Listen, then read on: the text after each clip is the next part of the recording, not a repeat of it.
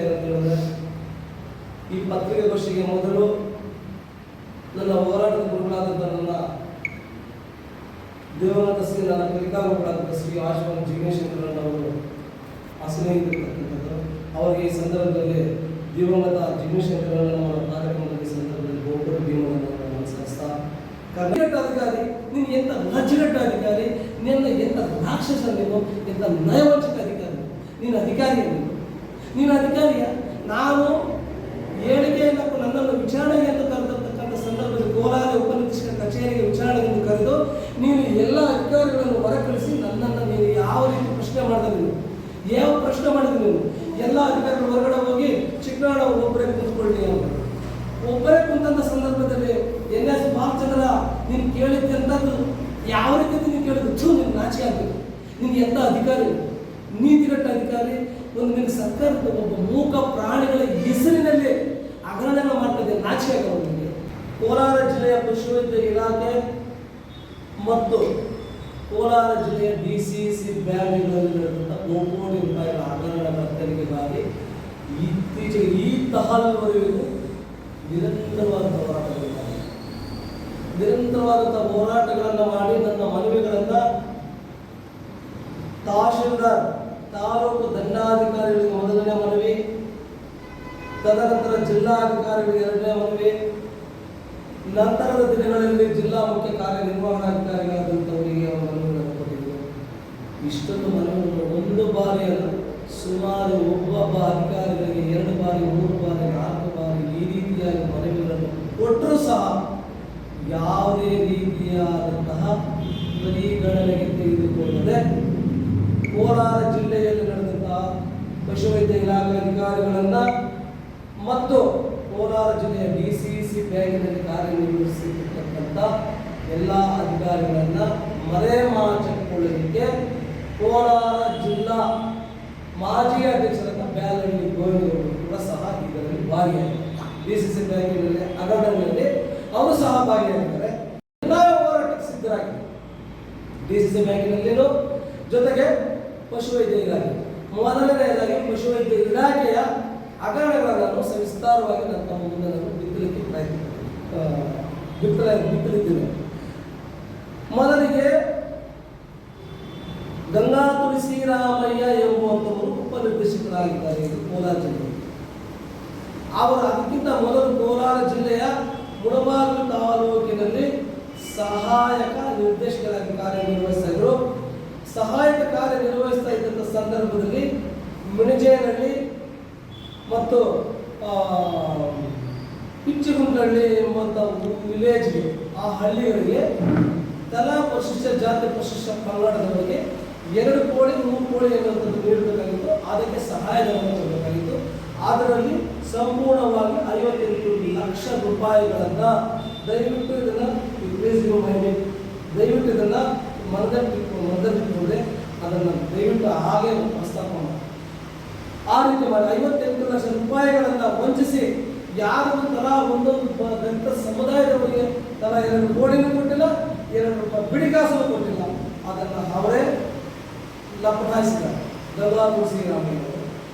ನಂತರ ಮುಳಬಾಗಿಲು ತಾಲೂಕಿನಲ್ಲಿ ಡಾಕ್ಟರ್ ಸರ್ವೇಶ್ ಮತ್ತು ಅನುರಾಧ ಎಂಬುದು ಪಶು ಸಂಜೀವಿನಿ ವಾಹನವನ್ನು ಅವರ ಸ್ವತಃ ಕಾರ್ಯಗಳಿಗೆ ಅವರ ಸ್ವಂತ ಸದ್ಬಳಕೆಗೆ ಬಳಸಿಕೊಂಡು ಅಪಘಾತ ಆಗಿದೆ.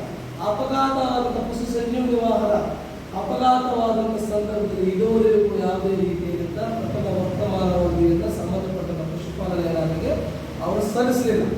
ಇದುವರೆಗೆ FIR ಆಗಲಿಲ್ಲ. ಅದು ಸಹ ತನಿಖೆ ಆಗಬೇಕು.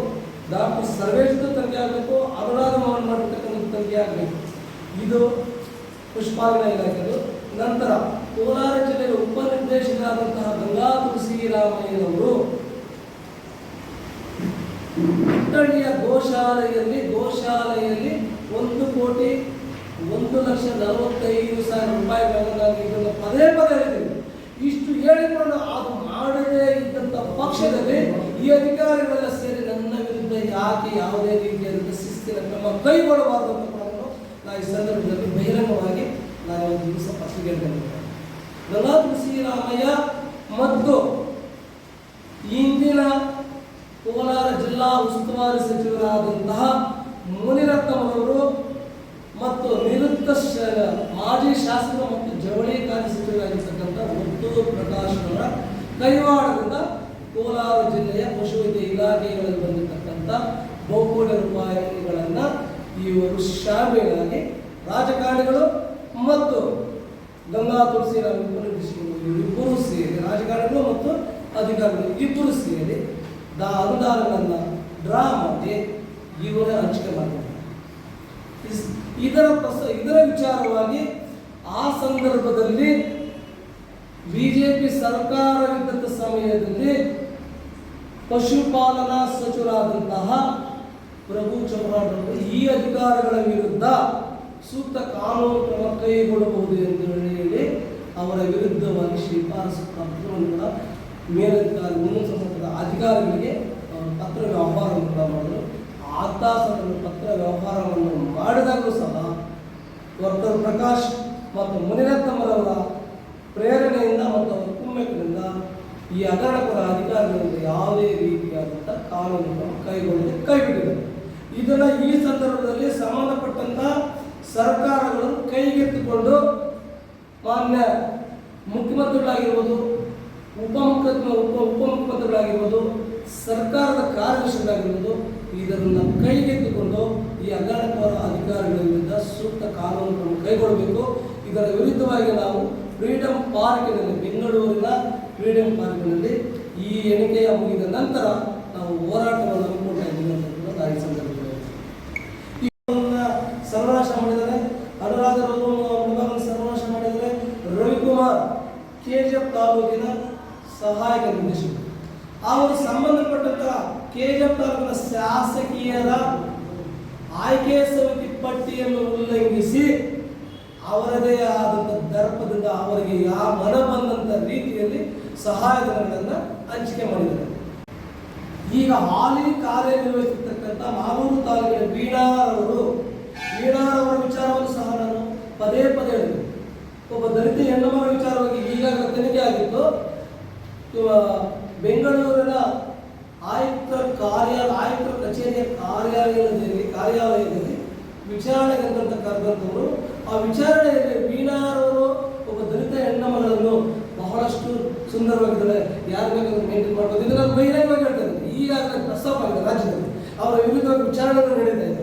ಅದಕ್ಕೆ ನಾನು ಈ ಬಹಿರಂಗವಾಗಿ ನಾವು ಮಾತಾಡ್ತೇನೆ. ಈ ವೀಣಾರವರು ಒಬ್ಬ ದಲಿತ ಹೆಣ್ಣುಮಗಳನ್ನು ಸರ್ ಯಾರೋ ಅನ್ನೋನ್ ಪರ್ಸನ್ ಅವ್ರಿಗೆ ಯಾರು ಅಂತ ಗೊತ್ತಿಲ್ಲ, ಇವರು ತುಂಬ ಚೆನ್ನಾಗಿದ್ದಾರೆ, ಇವರು ನಮಗೆ ಮೇಂಟೈನ್ ಮಾಡ್ಬೋದು ಅನ್ನೋ ರೀತಿಯಲ್ಲಿ ಒಬ್ಬ ದಲಿತ ಹೆಣ್ಣುಮಗಳನ್ನು ಕೇಳಿದಂಥ ಸಂದರ್ಭದಲ್ಲಿ ದಲಿತ ಸಮುದಾಯದವರು, ದಲಿತ ನಾಯಕರುಗಳು, ದಲಿತ ಹೆಣ್ಣುಮಗಳ ಮೇಲೆ ಈ ರೀತಿಯಾಗಿ ಮಾತನಾಡಿದಂಥ ಅಧಿಕಾರಿಗಳು ಗಮನಕ್ಕೆ ಬಂದರೆ ಈ ಅಧಿಕಾರಿ ವರ್ಗದವರು ಯಾವ ಕಾನೂನುಗಳನ್ನು ಕೈಗೊಂಡಿದ್ದಾರೆ ಅನ್ನೋ ಪ್ರಶ್ನೆ ಇವಾಗ ನಮ್ಮ ಮುಂದಿದೆ.